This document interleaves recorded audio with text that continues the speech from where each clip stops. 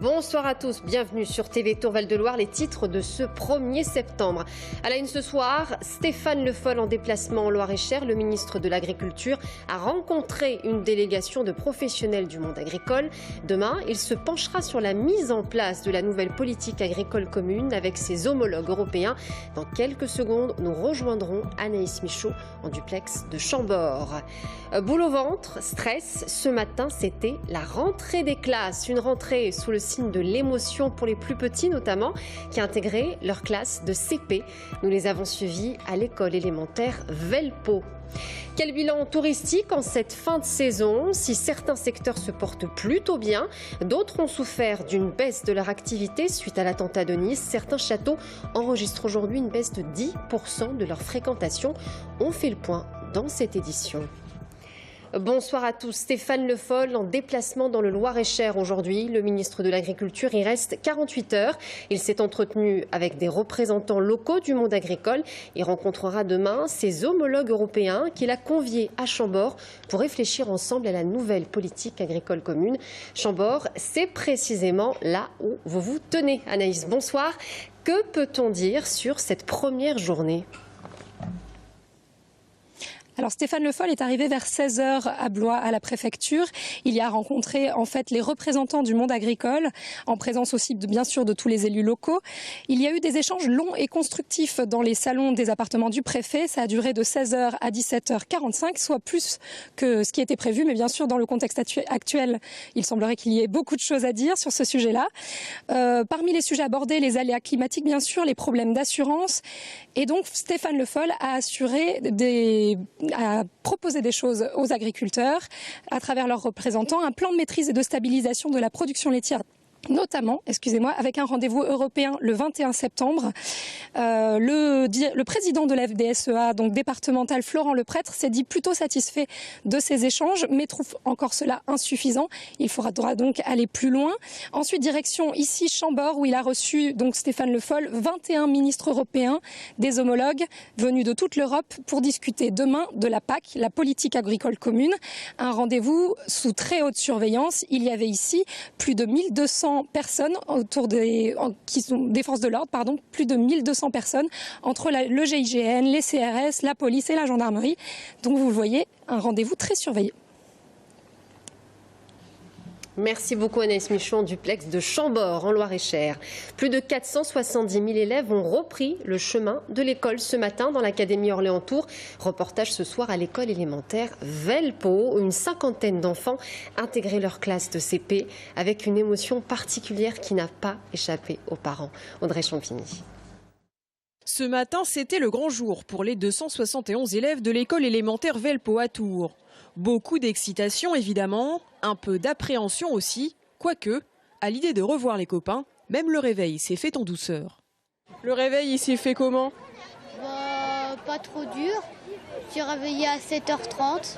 Ça fait une semaine qu'on est rentré de vacances, donc il a déjà repris son rythme. Et puis il était tellement pressé de retrouver ses copains, donc tout va bien ce matin. T'es content de revenir à l'école ce matin ou pas ? Oui, ça va. Pourquoi ? Parce que je m'ennuie en vacances, un petit peu. Est-ce que c'est plus dur pour les parents ou pour les enfants ce matin ? Je crois que c'est dur pour les deux en fait, aussi pour les parents. Mais pour lui c'est sa dernière rentrée donc en primaire puisqu'il est en CM2, voilà. Après ce sera le collège, donc dernière rentrée à l'école Velpeau. Et puis il y a aussi les tout petits qui rentrent eux chez les grands au CP. Un mélange d'impatience et un petit peu de peur, mais parce que c'est un peu l'inconnu, c'est encore une étape. Voilà, il quitte la maternelle, maintenant chez les grands, voilà. Mais sinon non, on rassure, on dit qu'on va retrouver les copains et puis voilà, puis qu'on va apprendre plein de nouvelles choses. Et puis viennent les derniers instants avec papa-maman dans la cour. Une fois en classe, la timidité s'efface et c'est parti pour une journée riche en émotions et en informations. On leur présente le matériel, on leur présente les activités qu'on va faire avec eux et puis on essaye de les mettre tout doucement au travail, de leur faire une première approche de la lecture, commencer à retrouver quelques mots, quelques lettres, leurs prénoms, des choses qu'ils connaissent déjà et puis enchaîner sur une petite nouveauté pour qu'il y ait quand même ce soir quelque chose à raconter de nouveau aux parents. Les nouveaux copains, la maîtresse et peut-être un peu de devoir. C'est sûr, ce soir, il y aura des choses à raconter. François Hollande et la ministre de l'Éducation nationale Najat Vallaud-Belkacem étaient en déplacement à Orléans ce matin à l'occasion de la rentrée scolaire. Ils ont visité les classes de CP, CE1 et CM2 à l'école élémentaire du Nicotin, suivi d'un échange avec les enseignants.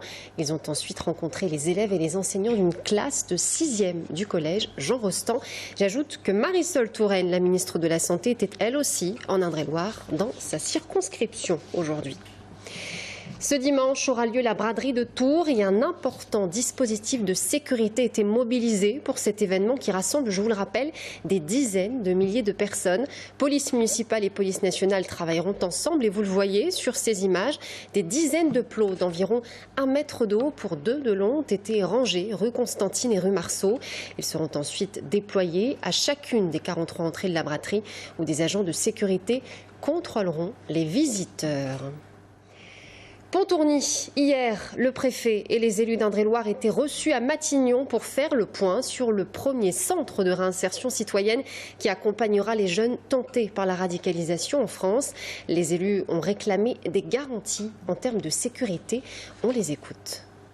Il y a des demandes qui avaient été formulées, sur lesquelles des garanties nous ont été apportées. Elles seront détaillées à l'occasion de la visite sur place et de la conférence de presse qui sera organisée à cette occasion. C'est un projet gouvernemental qui va s'inscrire dans une politique nationale. Donc il appartient à l'État, au gouvernement d'expliquer ce qu'il veut faire, comment ça va fonctionner, quelles sont les logiques qui sont à l'œuvre dans cet outil. Et nous, on sera là et on expliquera évidemment aussi ce qu'on a obtenu comme garantie pour les populations. Voilà, mais c'est pas un projet qui est un projet des élus locaux. Donc la communication sur ce projet, c'est au gouvernement de la faire d'abord.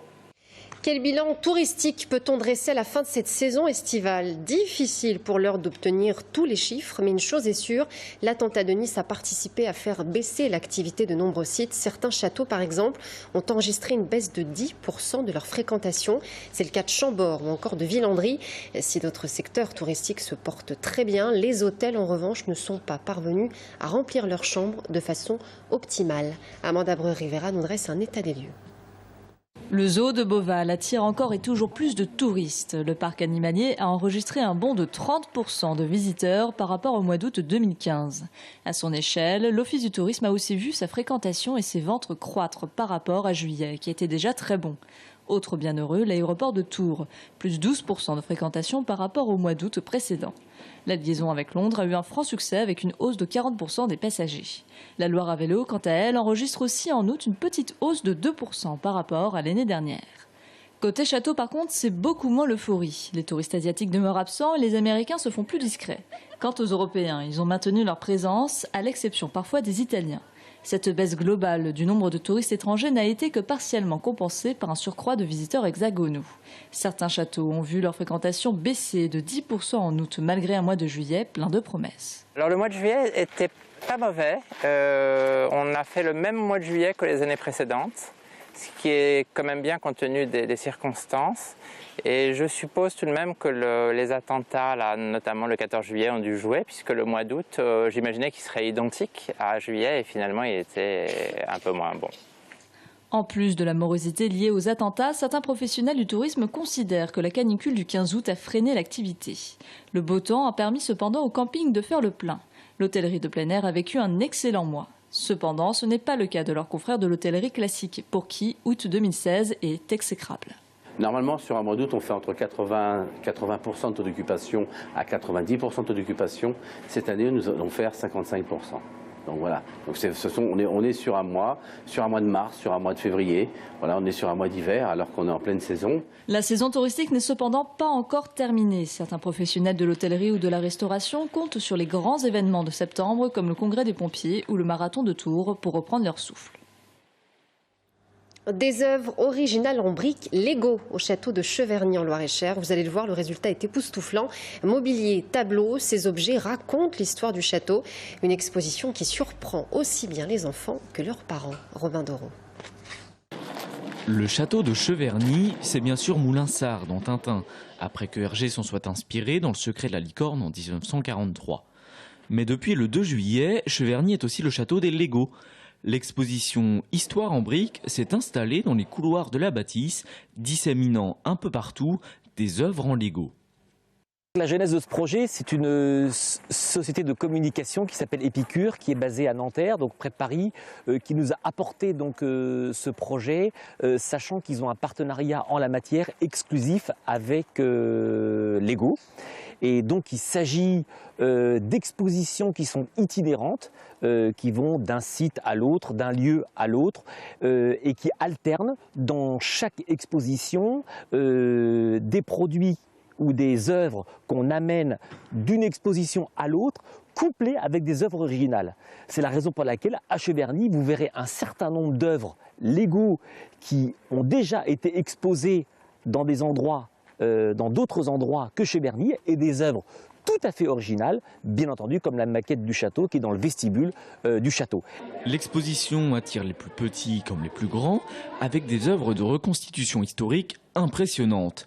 Napoléon est notamment à l'honneur avec le Code civil en Lego, ou encore cette toile de briques qui a nécessité près de 125 heures de travail.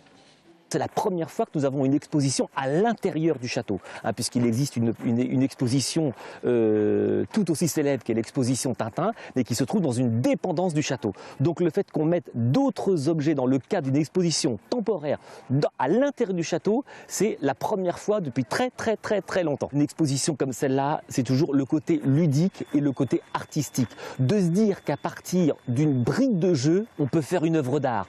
Parfois, la confusion entre briques et réalité est aisée. Cette harpe, par exemple, Lego. Ces biscuits, ils sont bien réels, mais ce couvre-chef est en Lego. Les plus grands enfants sont sous le charme. C'est assez génial, oui, c'est assez incroyable de voir ce qu'on arrive à faire avec des Lego. Des fois c'est bluffant parce qu'on n'a pas vu la différence avec les objets qui sont censés, qui sont reproduits, et par exemple le fauteuil. La harpe, on l'avait pas vu, c'était en Lego. L'exposition se tient jusqu'au 2 novembre. Pas de panique, ils vous attendent. À suivre, volatilité des prix, aléas climatiques. Demain, le ministre de l'Agriculture, Stéphane Le Foll, convie ses homologues européens à Chambord pour réfléchir à la politique agricole commune qui sera menée entre 2020 et 2025. De son côté, la coordination rurale appelle à l'aide. Le syndicat nous parle dans un instant du délitement de la profession et des moyens urgents qu'il conviendrait de mettre en œuvre. À tout de suite.